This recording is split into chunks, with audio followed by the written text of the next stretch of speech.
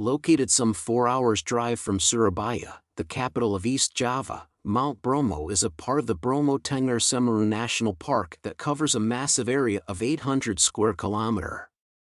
While it may be small when measured against other volcanoes in Indonesia, the magnificent Mt. Bromo will not disappoint with its spectacular views and dramatic landscapes. At 2,392 meters tall, Mt. Bromo is not among the tallest of Indonesia's mountains, but its stunning beauty lies in its incredible setting. A typical way to visit Mount Bromo is from the nearby mountain village of Semeru.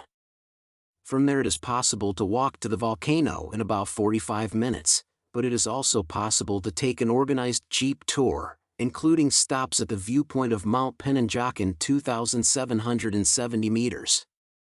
The sites on Mount Penanjakan can also be reached on foot in about 2 hours. Depending on the level of volcanic activity, the Indonesian Center for Volcanology and Disaster Mitigation sometimes issues a warning not to visit Mount Bromo. Mount Bromo is an active volcano. It is part of the Tengger Massif region in East Java, Indonesia, which is one of the most visited tourist attractions in all of East Java and even Java itself. The volcano is part of the Bromo Tengger Semeru National Park. If you are wondering what the term Bromo means, you are correct if you guessed it held some great significance. It is derived from the Javanese pronunciation of Brahma, which is the Hindu creator god. Mount Bromo lies in the middle of a huge crater called the Sea of Sand, which is a protected reserve. There are a total of 5 volcanoes inside the crater, including Mount Bromo, 2,329 meters, Mount Badak, 2,470 meter, Mount Kursi, 2,581 meter, Mount Watangan, 2,661 meter, and Mount Widodaren, 2,650 meters. On a typical tour you will visit viewpoints on Mount Penanjakan that look back into the crater and towards Bromo, visit inside the crater at the Sea of Sand, and have the option to summit Mount Bromo itself.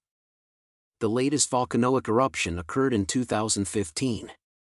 Mount Bromo showed signs of increasing activity beginning in December 4, 2015, when the amount of smoke coming out of the crater intensified. By late November, Mount Bromo began to eject ashes into the air. Indonesian Volcano Monitoring Bureau issued a warning that forbade people from climbing Mount Bromo.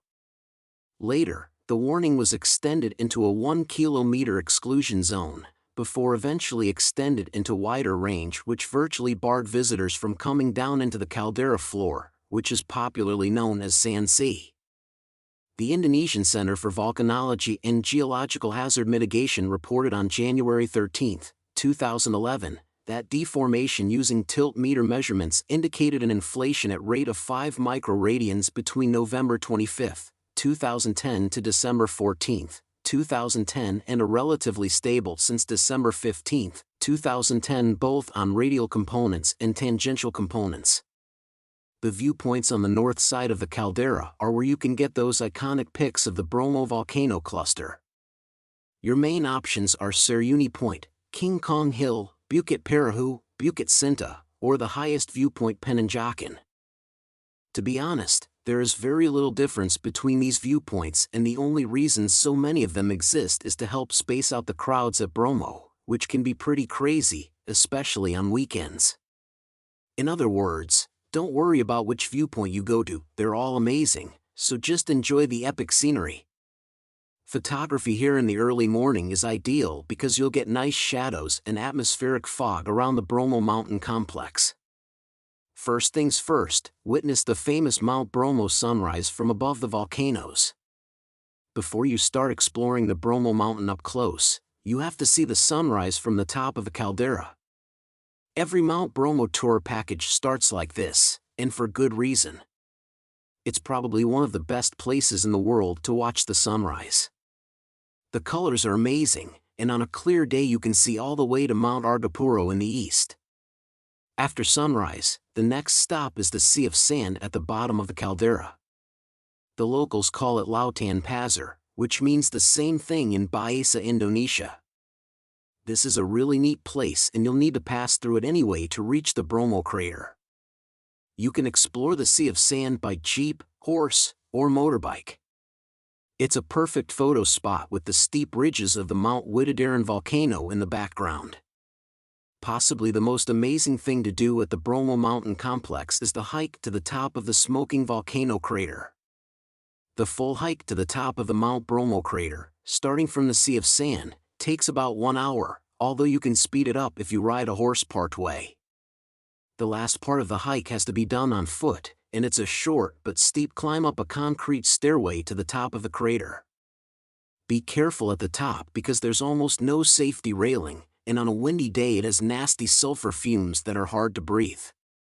Mount Bromo is generally safe to visit, but it's a good idea to check the current status before you make plans, otherwise you may not get the full experience if part of the park is closed.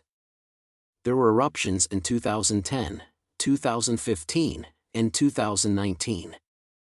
Usually no one is hurt, and you can still get some great views from a distance, but at the very least they may close access to the Mount Bromo crater hike, because during a 2004 eruption 2 tourists were killed by flying rocks there.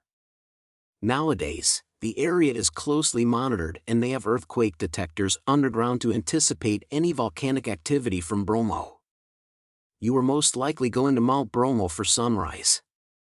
It isn't going to be a freezing snow-capped mountain, but you will be chilly. We drove for 1.5 hours on the mopeds in a jacket and shorts and we were cold, to say the least. Most people had jackets, beanies, gloves, and the whole 9 yards. However, once the sun rises you don't need any of that as it becomes quite hot. So you are really only chilly for a short period of time, especially if you arrive by jeep or car, then you don't have the wind like on a motorbike. The temperature at the King Kong Hill viewpoints can get to as low as 5 to 10 degrees Celsius. It's Indonesia. Bring layers and no doubt you will remove them. We drove home and got sunburnt after freezing our butts off in the morning.